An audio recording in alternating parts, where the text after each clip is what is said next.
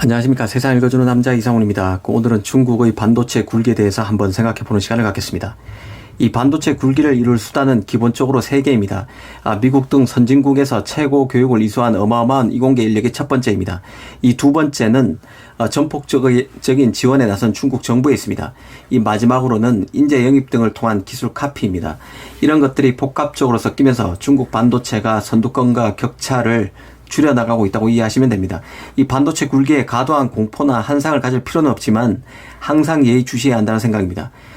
그런 맥락의 연장선에서 눈에 띄는 소식도 있었습니다. 미국 정부가 반도체 제조 장비 업체의 수출 제한 기준을 기존의 10나노에서 14나노로 강화했다는 것입니다. 중국의 파운드리인 SMIC가 사실로 확인되지는 않고 있지만 7나노 칩 개발에 성공했다는 얘기가 나오자 조바심이 난 미국 정부가 다시 규제를 강화하고 나선 것입니다. 일단 그 14나노가 어느 정도 수준의 공정인지 한번 생각해 보겠습니다. 이미 삼성과 TSMC는 4나노를 생산하고 있습니다. 양산하고 있습니다. 이 삼성의 경우는 14나노 핀팩 공정을 지난 2014년, 2015년경 주력으로 활용했었는데요. 삼성이 7, 8년 전에 가장 많이 썼던 공정이란 뜻입니다. 이 삼성의 파운드리 공장이 경기도 화성과 미국 텍사스주 오스틴에 있는데 오스틴 공장의 주력이 바로 14나노 공정입니다. 이 삼성이 지난 2015년 초에 발매했던 스마트폰 갤럭시 6에 들어간 AP칩 엑시노스가 바로 14나노 공정으로 만들었습니다. 사실 14나노는 미세 공정으로 가기 위한 일종의 관문 같은 공정이라고 이해하시면 됩니다. 아직 그 애플, AMD, 퀄컴, 엔비디아 등 인류 팹리스를 제외한 상당수 팹리스는 이 공정이 안정화됐으면서도 이 상대적으로 가격도 저렴한 14나노를 선호하고 있습니다. 14나노 공정으로 칩을 만들 수 있다는 뜻은 이 반도체 시장의 주류인 공정을 통해서 칩을 만들 수 있다는 의미를 내포하는 것입니다. 이 반도체 굴기를 천명한 중국으로서는 이 반도체 칩의 국산화에 더 속도를 낼 수 있다는 의미로 14나노가 그만큼 중요하다는 뜻입니다. 이 상식적으로 보면 더 미세한 공정으로 진입한다는 뜻은 이전보다 더 작아지고 전력도 덜 먹는 칩을 만든다는 뜻입니다.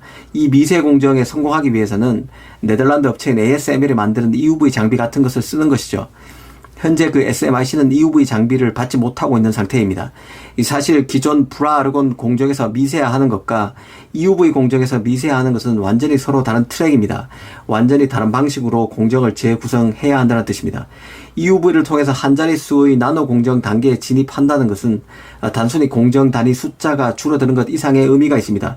칩 하나의 크기가 작아지면 동일한 면적의 웨이퍼 안에서 더 많은 반도체를 생산할 수 있기 때문에 이 반도체의 생산성을 높이고 성능과 전력 효율을 동시에 확보할 수 있습니다. 또 반도체를 작게 생산할 수 있다는 것은 앞으로 더욱 다양해질 그 각종 디바이스에서 활용 가능성이 높다는 의미도 내포하는 것입니다. 그 SMIC가 설사 EUV 장비 없이 7나노를 구현했다고 해도 이 떨어지는 경제성 때문에 한계가 있을 수밖에 없습니다.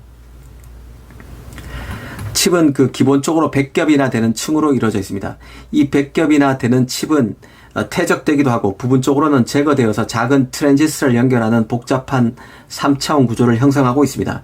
이 칩을 만들기 위해서 수백 개의 공정에서 어플라이드 머티리얼스, 램 리서치, 도쿄 일렉트론 같은 반도체 장비 업체들이 만든 기계들이 온도, 압력, 전기장, 자기장 등 수많은 변수를 통제하고 있다고 이해하시면 쉽습니다. 흔히 그 반도체는 실수가 용납이 되지 않는다고 말하죠. 이 반도체에서는 1000개 공정 가운데 1개 공정만 잘못돼도 나머지 999개 공정이 괜찮은 게 아니라 모든 것이 제로가 됩니다. 사실 제로가 아니라 마이너스가 된다는 게 정확한 표현일 것입니다. 웨이퍼를 표함해서 이 공정에 사용된 수많은 종류의 제로비와 고가의 장비 비용만 들어가는 꼴이기 때문에 그렇습니다. 이 반도체 공정을 전자회로에 비유하면 직렬회로에 해당되는데요.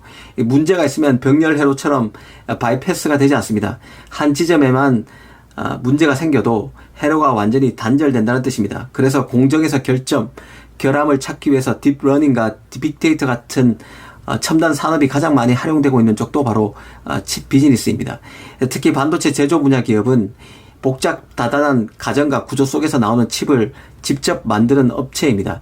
기술력을 종합적으로 컨트롤할 수 있는 역량이 있어야 합니다.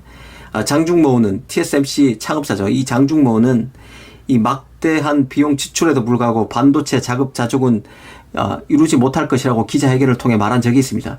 사실상 중국 반도체가 성공할 수 없음을 경고한 것인데요. 심지어 그는 반도체 자급자족은 시계를 거꾸로 돌리는 것으로 매우 비현실적인 일이 될 것이라고도 말했습니다.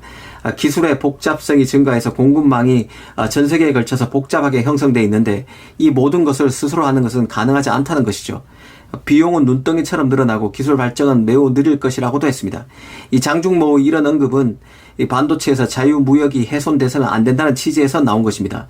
한마디로 미국 등의 자국 중심주의적 규제가 문제가 있다는 맥락에서 얘기한 것이기도 한데요. 하지만 인터뷰 내용은 이런 규제 때문에 중국 반도체는 성공 가능성이 없다는 결론으로 기결되고 있음도 이해할 필요가 있습니다. 오늘은 급성장하고 있지만 그래도 한계가 분명한 중국 반도체에 대해서 한번 짚어드렸습니다. 감사합니다.